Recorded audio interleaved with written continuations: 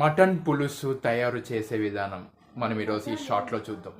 So mutton ఇలా cut చేసుకొని పెట్టుకున్న తర్వాత వేసుకోవాలి 2 స్పూన్స్, తర్వాత పసుపు 2 స్పూన్స్, తర్వాత సాల్ట్ వేసి వాటర్ పోసి 3 గ్లాస్ ఆఫ్ వాటర్ వేసుకొని తర్వాత మనం 3 విజిల్స్ పెట్టి ఉడికించుకోవాలి. కొబ్బరి, ధనియాల పొడి, లవంగాలు వేసుకున్నాము.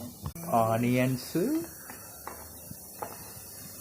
అల్లం వేసుకోవాలి, తర్వాత కొత్తిమీర, తెల్లగడ్డలు కూడా అలాగే అన్నీ వేసుకొని మసాలా పెట్టుకోవాలి. ఇప్పుడు తర్వాతకి మనం ఆయిల్ వేసుకోవాలి, ఆనియన్స్ వేసుకోవాలి, తర్వాత అవి ఎర్రగా అయ్యే వరకు మనం వేసుకోవాలి. నెక్స్ట్ మనం గ్యాస్ టమాటాలు వేసుకొని అలా మళ్ళీ వేసుకోవాలి. మనం మసాలా దాంట్లోకి యాడ్ చేసుకోవాలి. చూడండి, ఇది మటన్ కర్రీ ఫైనల్ అవుట్పుట్ ఎలా ఉందో కామెంట్ సెక్షన్ చెప్పండి. బాయ్.